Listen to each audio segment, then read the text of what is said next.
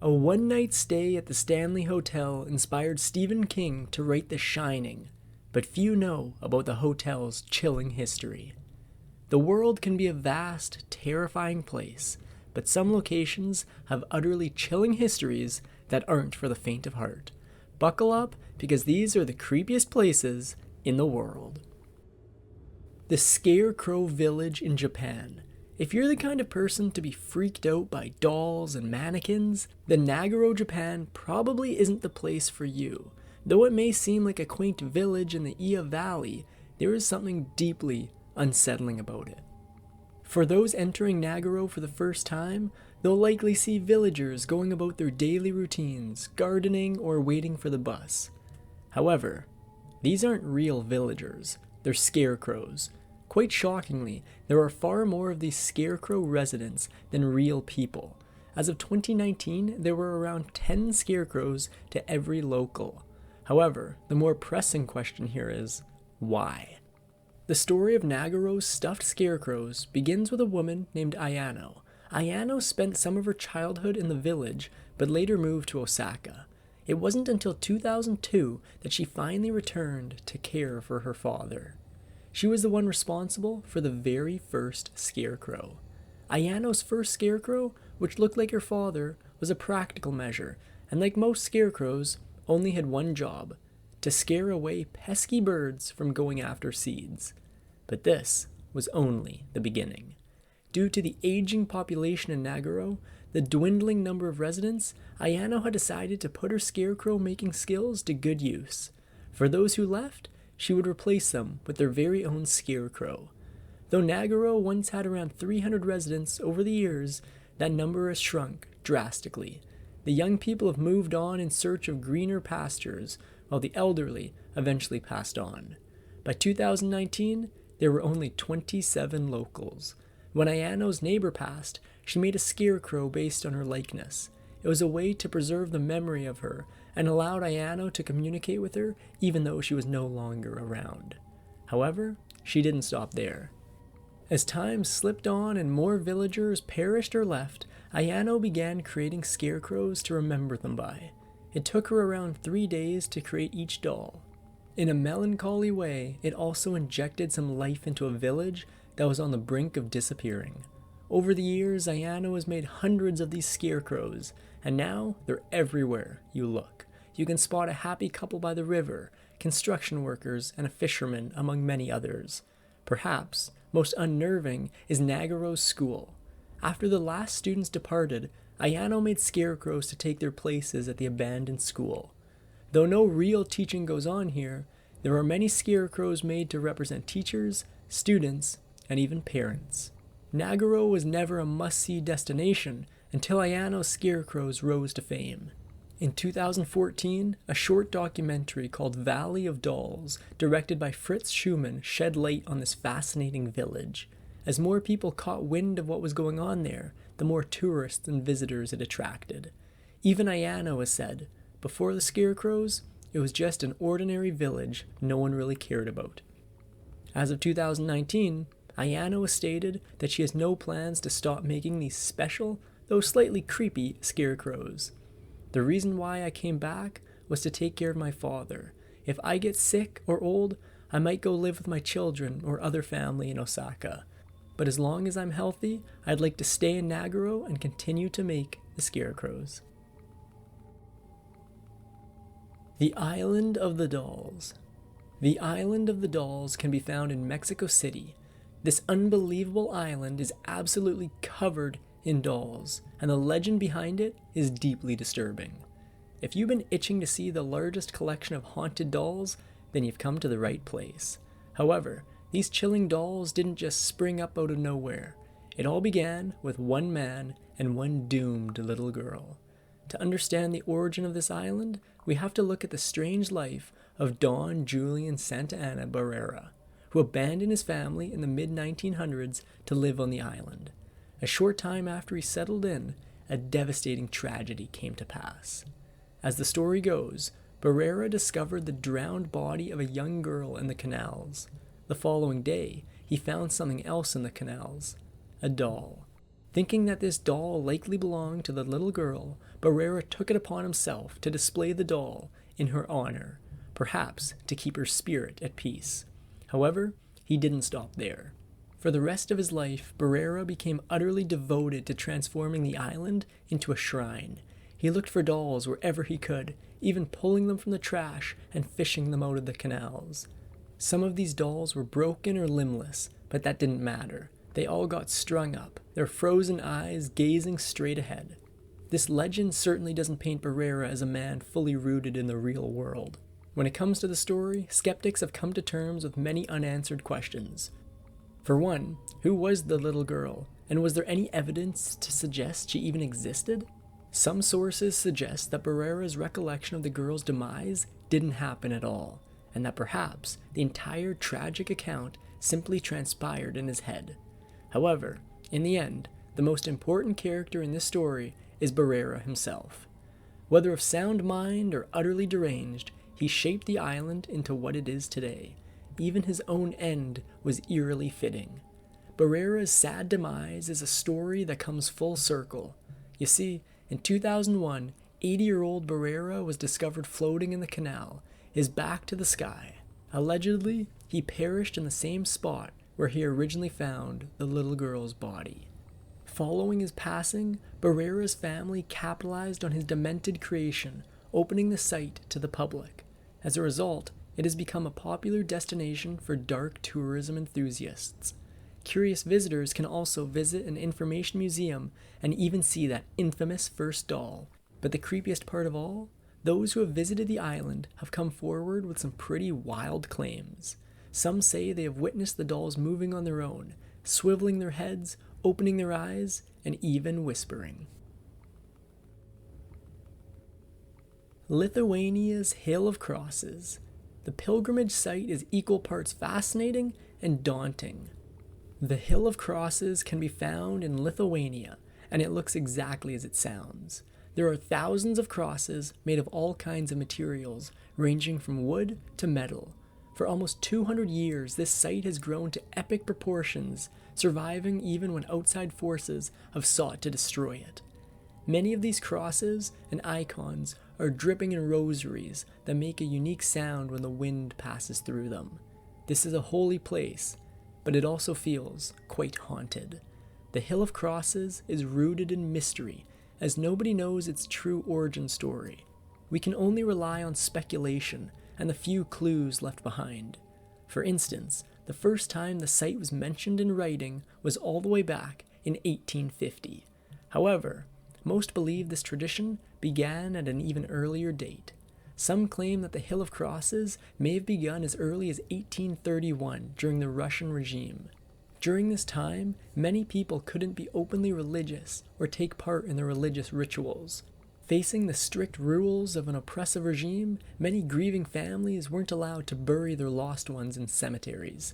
It's alleged that those in mourning placed the very first crosses, but this isn't the only story that explains the notorious hill. Another explanation has a miraculous bent to it. As the story goes, in the late 1800s, the Virgin Mary and baby Jesus made a ghostly appearance, and Mary made a pointed request.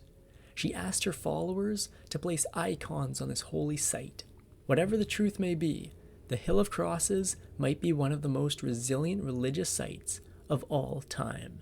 You see, the Soviet era was a dark time for the Hill of Crosses. Not only were people not allowed to visit it, but in 1961, the authorities obliterated it. The response of the locals was even more shocking. Following the first destruction of the Hill of Crosses, the locals rallied together to rebuild it. However, even more tragedy followed. Authorities went on to destroy the hill another 4 times. Unfortunately for them, they were no match for the people. They put their own lives on the line to reconstruct the hill every single time. Luckily, there was a silver lining. In 1991, the tides changed for the Lithuanian people. The country gained its independence, thereby allowing its citizens the freedom to practice their religions. However, the site is not immune to the changing world. More and more Lithuanians are leaving the country's rural areas, and this directly affects the fate of the Hill of Crosses. the art of making crosses is slowly dying as fewer young people take on this specialized craft. As well, there is no group dedicated to upkeeping the site. Instead, a mishmash of volunteers and organizations do their best to keep it in good condition. However, if its history is any indication, the Hill of Crosses isn't going anywhere anytime soon, and continues to draw tourists every year. Belitz Heilstatten is an abandoned hospital in Germany. Though its extremely creepy remains are enough to make your hair stand on end, its harrowing backstory makes it even creepier. 30 miles outside of Berlin, one can visit this complex that first opened in 1898 and operated as a tuberculosis sanatorium.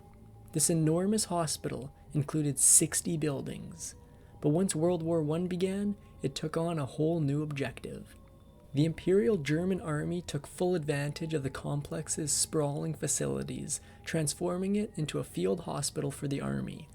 Even a young Adolf Hitler sought treatment within its walls. He'd been injured during the Battle of the Somme.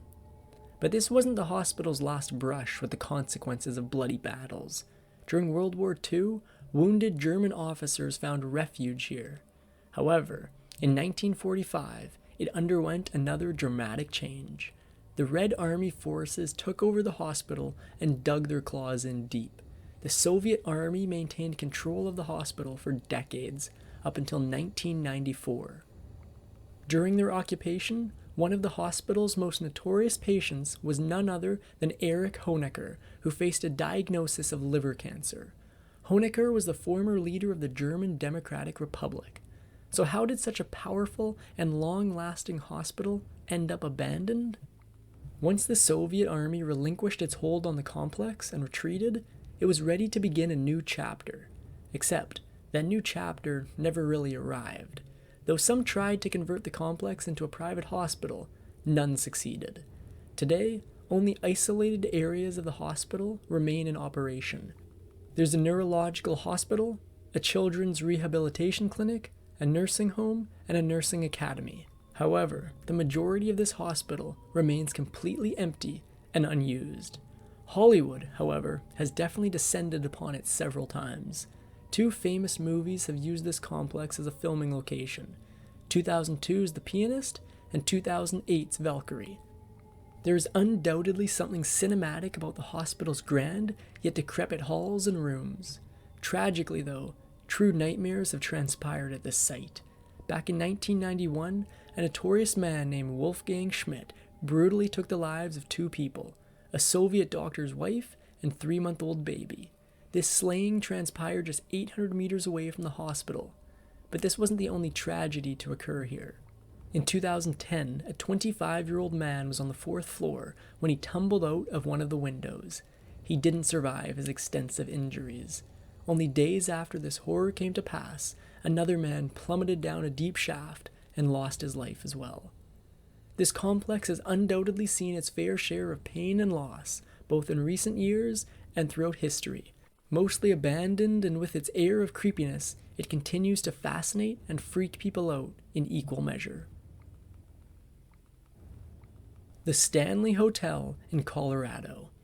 Now, if there's any hotel that deserves to be on this list, it's the Stanley Hotel.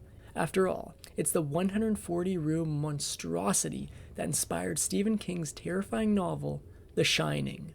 The origins of the Stanley Hotel are a bit hazy, but they definitely began with one man named Freeland Oscar Stanley.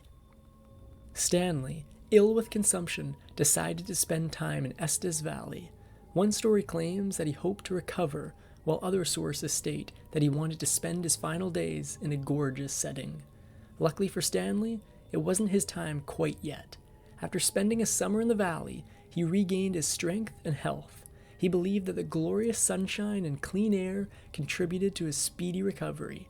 His enjoyment of the area gave him a life-changing idea. Stanley and his wife Flora decided to put down some roots in Estes Valley. They wanted to construct a sprawling, luxurious hotel and have it surrounded by greenery and rough mountains. Despite being in stark contrast to its setting, it would be a lavish getaway. In 1909, their dreams came to fruition and the doors of the Stanley Hotel opened to the public. Guests could enjoy the modern amenities while also losing themselves to the nature around them. But as the decades passed, the hotel underwent a grim transformation. By the time the 70s rolled around, the Stanley Hotel was a sad echo of what it used to be, run down and not well cared for. No longer a shiny, new getaway, it could have easily met a sad end. However, in 1974, one famous guest arrived and stayed for one fateful night. Stephen King, known as the King of Horror, arrived on the steps of the Stanley Hotel that year, oblivious to the fact that he was about to have an unforgettable experience. According to King, on the day he checked into the Stanley Hotel, he and his wife were the only guests there. It was their last day of the season. Everybody was leaving, and nobody was coming in. And we said, "Can we check in?" That evening, King and his wife ate their meals all alone in a deserted, packed-up dining room. It was an eerie dining experience, with orchestral music trickling down the corridors. However, when the couple returned to room 217 to unwind for the night, something even more unnerving happened. When King went to sleep that night, he endured a haunting nightmare, one where he had to watch his terrified son run screaming down the hotel's hallways, pursued by a vicious fire hose. King woke up, drenched in sweat, and later confessed, "I got up, lit a cigarette, sat in a chair looking out the window at the Rockies, and by the time the cigarette was done, I had the bones of The Shining firmly set in my mind." Though The Shining and its eventual film adaptation catapulted the Stanley Hotel into a new realm of fame, King's experience in room 217 certainly wasn't the first creepy story to come out of the establishment, or even room 217 for that matter. Let's rewind all the way back to June 25th, 1911. At this time, the Stanley Hotel was just 2 years old. However, due to a flood, the building lost power. Freeland Stanley himself tried to remedy the darkness by placing a gas lantern in every suite. However, this went terribly wrong when a leak occurred, causing gas to accumulate in room 217. A real-life horror story ensued when an unwitting chambermaid named Elizabeth Wilson stepped into room 217. Because she entered with a burning candle, she set off an unforgettable blast, the force of which threw her all the way to the dining hall. Somehow, she survived. In the wake of the explosion, about 10% of the hotel sustained some serious damage. According to one witness, they even saw a bathtub catapult her into the air. Surprisingly, though, the debacle didn't seem to discourage Wilson. After recovering from a coma, she returned and stayed at the Stanley Hotel for the next 39 years. But even this isn't the end of her story. You see, Elizabeth Wilson's ghost is said to haunt room 217, the very same room Stephen King stayed in during his visit. However, Wilson isn't a nefarious spirit at all. Guests have claimed that she cleans up behind their backs, sometimes even neatly folding their garments. All in all, room 217 seems to be a pretty safe place to lay one's head. But there is a catch. If you just happen to be an unmarried couple, you might be in for an unsettling experience. Apparently, unmarried couples have felt a negative presence in bed with them, but they aren't the only ones to make reports of paranormal activity. Among the supposed ghosts at the Stanley Hotel are the founders themselves, Freeland and Flora. Allegedly, Freeland has been spotted in the billiard room and bar, while Flora has been known to tickle the piano keys once in a while. Perhaps the room best avoided is room 401, as the ghost of a nasty man is said to haunt it. Several women have come forward with unfortunate experiences in the closet, claiming that something had touched them in an improper way. Another guest claimed to see his wedding ring moved by an invisible force from the safety of the counter, and unceremoniously dropped down the bathroom sink's drain. Based on these accounts, and many more, it seems that the Stanley Hotel is overrun by ghosts, all with their unique personalities and habits. In fact, it's this very reputation that keeps people coming back. These creepy places have earned their reputation for many different reasons. Whether it be through physical appearance, history, or sordid reputations, these destinations have a way of unsettling anyone who visits them. That is going to bring us to the end of the video on creepiest places in the world. If you enjoyed the video, leave a like rating, subscribe for more, and comment below what you felt like was the creepiest place. We'll be back with a brand new video very soon.